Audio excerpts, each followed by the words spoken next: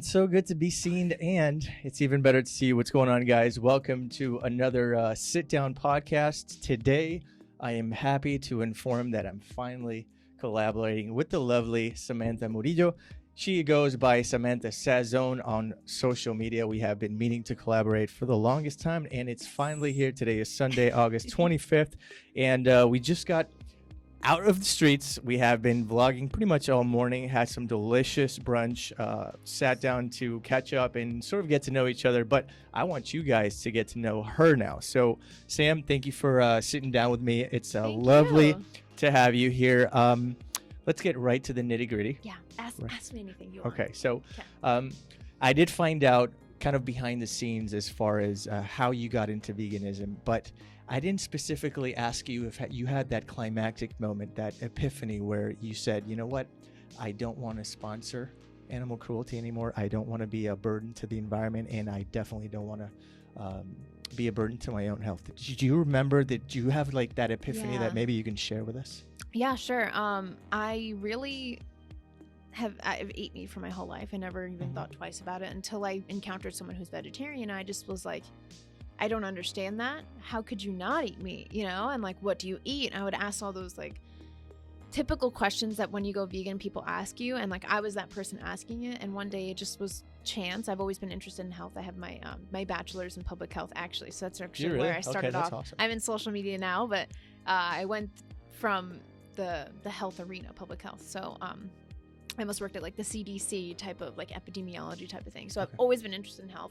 and it just kind of popped up on Netflix, like the documentary, What the Health. And I was like, okay, no, why not? Let's do it. And I watched it, and I actually skipped past a lot because I just wanted to see the end. Because I'm like, how I was so bothered. I was like, you're kidding. Like, I didn't know any of this information, even though I know documentaries are, there's usually an agenda behind a documentary. I wanted to see, okay, well, if you're pushing this narrative, what's the solution to not eating animals? Like, how is this possible? Can you live a healthy lifestyle not eating animals? And I skipped to the end, and I saw these vegan athletes and these vegan people that were just freaking killing it. Like, they were doing awesome. And I was like, I want to be like that. And an interesting thing that I found out is that when you go vegan, a lot of people say that your physique, if you're not working out, that's how your physique naturally is. If you don't work out and you eat like a whole foods plant-based diet, like what you actually look like. And I was super interested in what that would be. Okay. And so I saw that, and I saw a lot of people saying like, I want to see how my body naturally is without eating animal products, kind of just like things from the earth. And I was like, that sounds really cool, because I was really into working out, and I was like, I wonder what I would look like if I stopped working out, because at the time I was eating meat, and I was like, if I didn't work out for a week, I would put on 5 pounds sometimes, because I was like, my metabolism sucks. It sucks so bad. I have such a bad metabolism. And it turns out I didn't have bad metabolism. I was just eating things that were not agreeing with my body and making me bloated and causing me to gain a lot of weight that I didn't want. Namely, like meat, eggs, dairy. So much like meat. Yeah. I used to eat more meat than the average frat bro, I guess. Okay. Like, I'm from New York, so bacon, egg, and cheese was like a way of life. I'm always protein. I used to be protein. I used to be eating like 130 grams of protein, and I wasn't seeing progress in the gym. And I had a personal trainer. I was flipping tires. I was doing anything I can, and I just wasn't seeing the body type that I wanted. I was like, I wanted to have abs. I wanted to be curvier. So I guess we were talking about it earlier, actually, like the egotistical. Right. Yeah. Vegan. Right. Exactly. I went originally for health. It's a term I coined kind of myself. I did go vegan for my health. As most of you guys know by now, I did have a medical episode that, is kind of drastic, and as a result of that, I went vegan. So, yeah. Go ahead. Mine was, I was just curious because I used to have a lot of stomach problems, and I thought I had like gastritis or whatever. Excuse me. So I was just curious, like, how can this improve my health, and how can I still have asthma, but I was like, how can like the way I eat change my body? And I couldn't sleep that night. I was up till the morning, maybe slept like an hour, anything, and I was just researching, like, could I do this? Is this something that I could do? Because a very important thing to me is not limiting myself in what I can eat. So as you guys have seen on the vlog, we were talking about how you don't eat that many sweets, right? Which is try to stay away from them. Fair, totally fair. But if you watch my vlog, I'm always I'm very indulgent in what I eat, and my goal is to have a lifestyle. And I said this when I used to not be vegan. I want to find a diet or a lifestyle that I could eat snacks and I can eat desserts and it not be a cheat meal.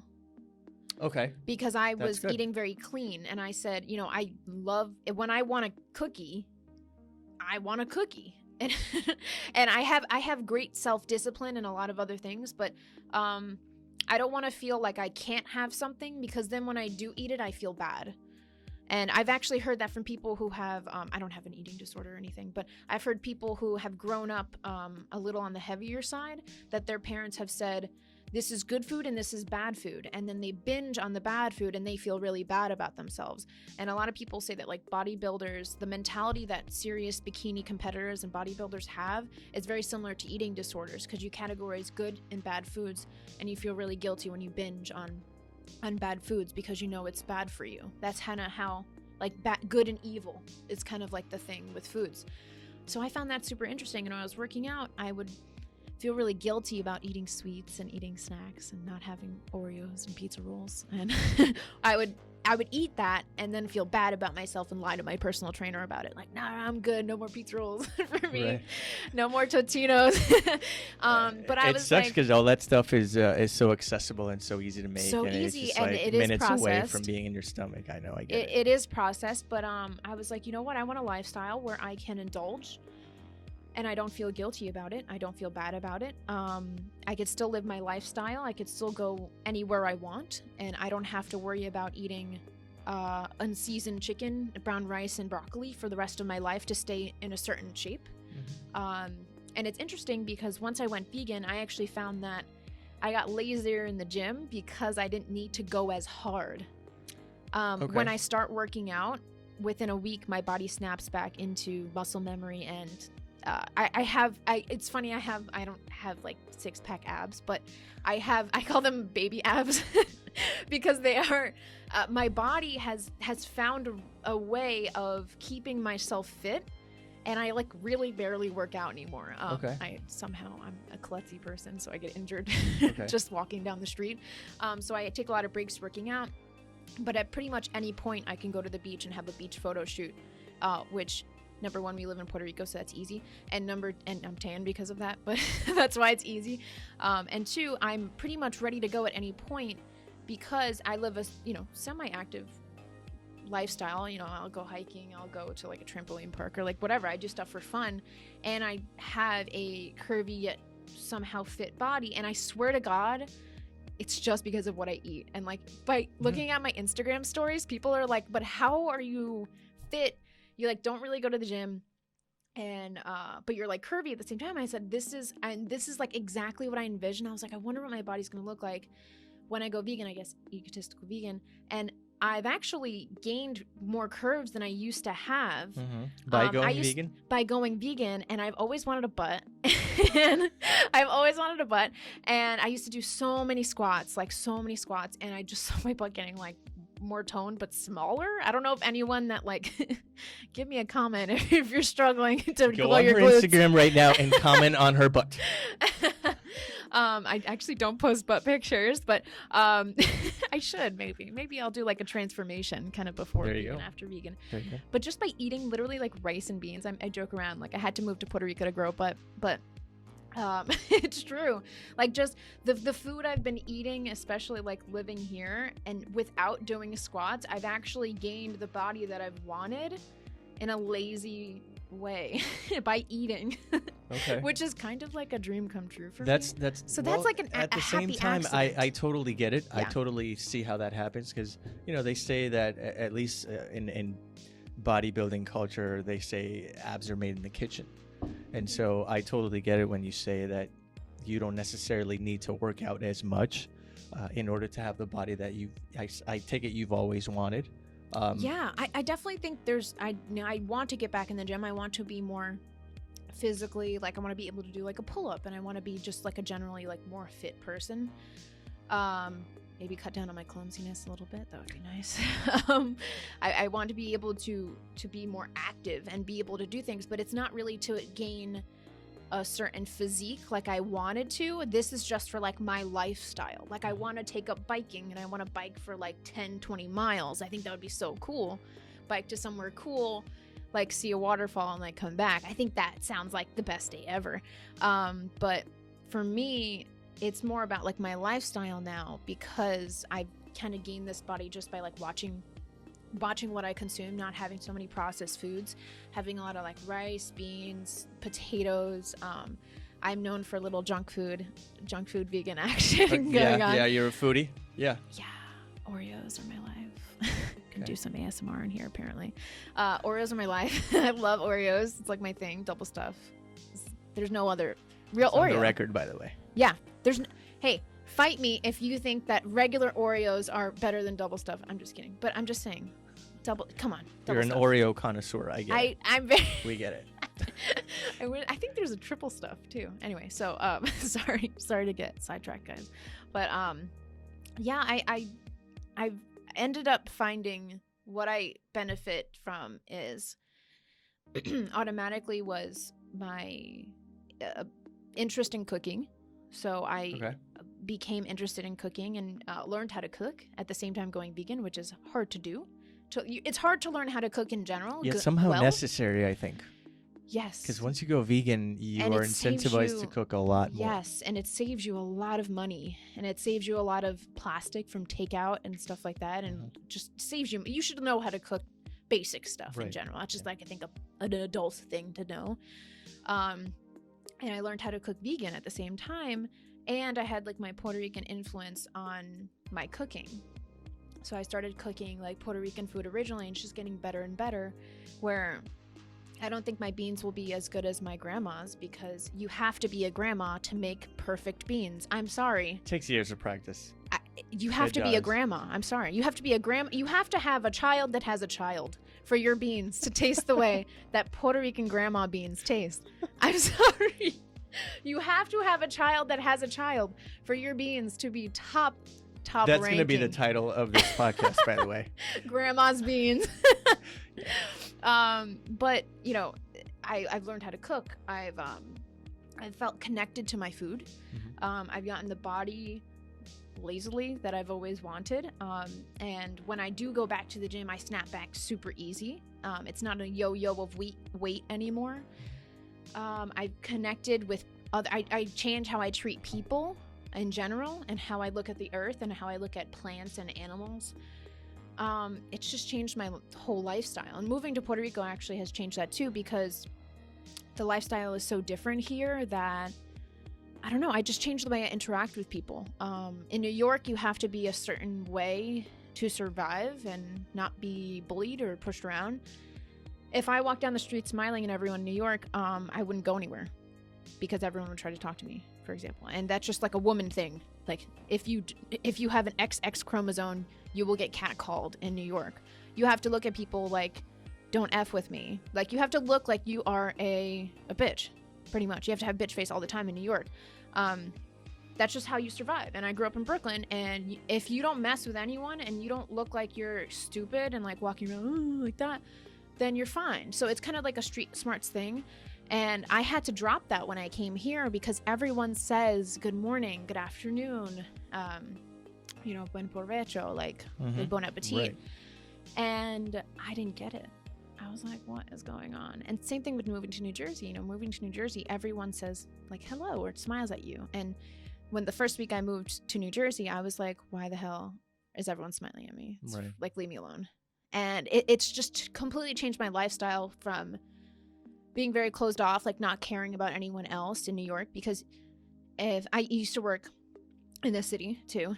So I could see a fight in the subway and couldn't care less. Okay. For the most part.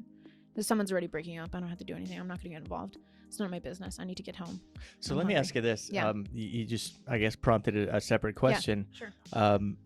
How has veganism raised your awareness of everything that's going on around you, if at all, of course?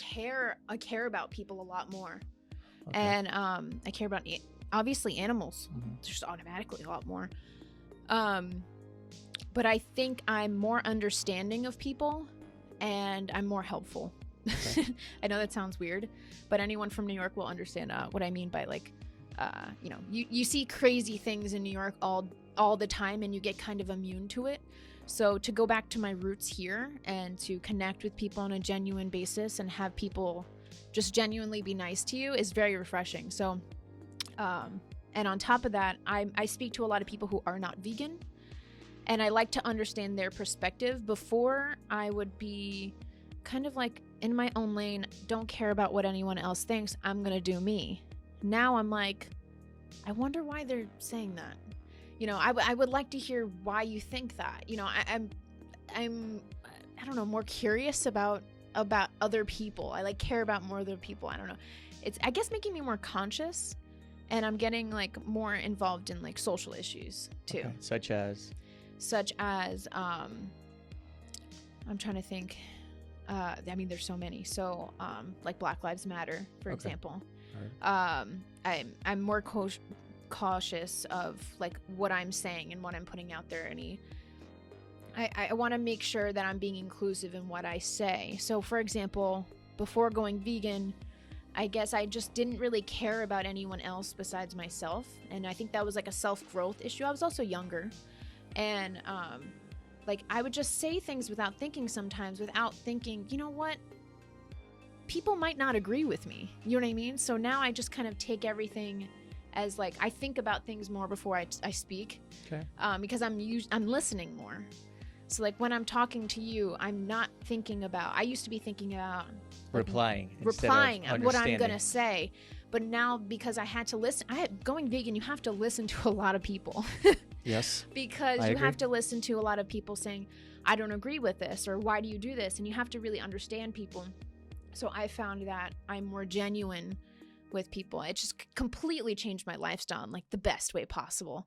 That's good to hear. Yeah. That's it's why really I kind of nice. asked that question. I was curious about it. I mean, New York versus Puerto Rico, it's like you're going quick, and then Puerto Rico is like you're slow motion. Island time. Yeah. Island time. And I've done the complete 180 transition for that, especially going vegan. So it's been cool.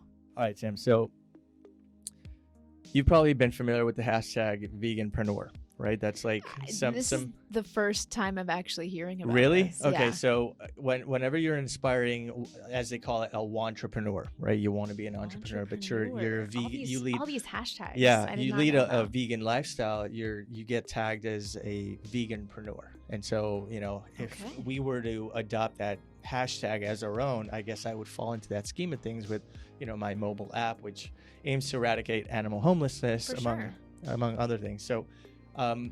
I take it, and this is stemming from watching your social media feeds and things of that nature. I take it that you also collaborate with vegan businesses. Tell me a little bit more about that. Sure. So like in an unofficial way, I collaborate with vegan restaurants. So I'll reach out to vegan restaurants, and what I do for my social media is I'll usually make some type of video content. And obviously I charge for that video content. When I'm, filming for for an event, for example, and doing like a videography type of thing. But for vegan restaurants, I reach out and I say, hey, I would love to do a video for you guys. What do you think about that? And do you have any ideas? Do you have any cool things on your menu you would want to be highlighted? And they're always like, how much is it going to be? And I'm like, I'll just do it for you. I usually charge, but I think it's a win-win for both of us. I would love to eat, and you can get your videos. And I think it's an awesome way to promote vegan restaurants. Mm-hmm. And there's a lot of random vegan restaurants that don't use social media as much as they should. Maybe because there's no one that they can hire. They don't have the budget to hire someone, or they're not familiar with it. A lot of vegan restaurants also have the problem of not having their hours of business correctly and not being as active as they should be in social media. So I think that's a good lead in to say like, hey, You might not use social media as much as you want to, but here's an awesomely produced like videography video, free. Just take it. Right.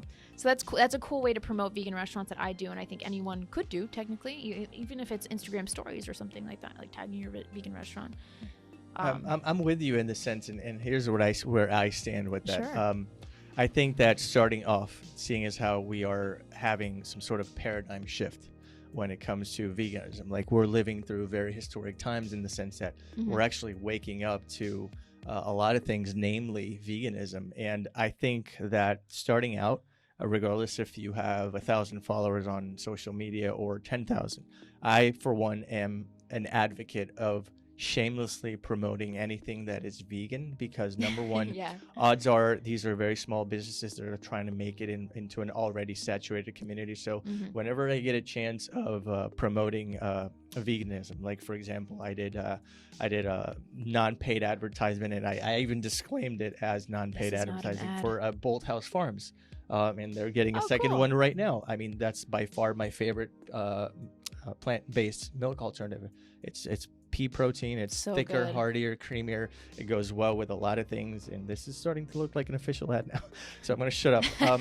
But yeah, I for one stand for shamelessly promoting veganism as many times as you can, as often as you can, until, you get to a point where you could, have a little bit more leverage, or the company is a little bit more, I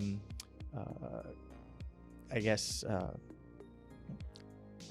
I completely lost my train of thought there. Bigger in the sense that they're making more money, they're more established, and maybe they could, serve you a good amount of money for promoting them. So until those two things happen, I think that we should try to make this community grow as much as we can, as often as we can, however Why we not? can. Yeah. I mean, and it's an awesome thing to promote. It's not like we're being weird or sketchy about it. It is something that's amazing. I mean, number one, who doesn't like food? Give me a break. Who does not like mac and cheese? You know what I mean? Like, it's just genuine, like talking about food. I love talking about food. And then we're helping other restaurants who, might not be as active on social media, or like don't have a videographer that they can pay $300 to make a video for them. So I'll do that at professional quality. And, that's my unofficial thing. I also have the Veggie Academy, which is I haven't talked about this on my social media at all, because it's kind of like a social experiment, I guess. So this is a sneak peek we're having. It's a preview, premiere. I didn't talk about it on my social media because I wanted to see if people didn't know that I was behind something. Are they just gonna follow me for clout kind of thing, or because they know me, or Samantha Sazon, the brand?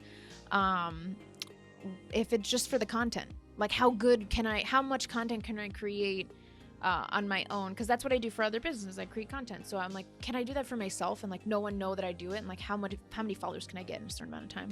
So before I launched, obviously I had 0. And I think within the first 2 months I had like 1,300 followers. I haven't been too active on it. I was posting 3 times a day, like we talked about earlier. But I just really have gotten into YouTube recently. So I've been focusing on that. But that was really cool to see that like people were interested in my genuine, what I thought was cool. Some hacks about going vegan. And I haven't promoted it on my channel yet. But that's just another way that I'm influencing people through food to be curious about veganism. Like, why not? Like, so cool. Are you kidding? Yeah. I like it. Maybe you start plugging it into your YouTube video as a hidden sponsor. Like, this video is brought to you by the Veggie Academy. I know. I need to. I think that would be cool. Yeah. I need to set apart some time, at least like an hour per week, an hour or 2 hours per week to set up my posts. I need to do that. Because my followers are like, where'd you go? I'm like, I'm sorry. But no one knows I'm behind it. So it's really cool. It's like a very humbling experience. Until now. Surprise. So where do you, let me ask you this. Sure. I guess maybe we can close with this.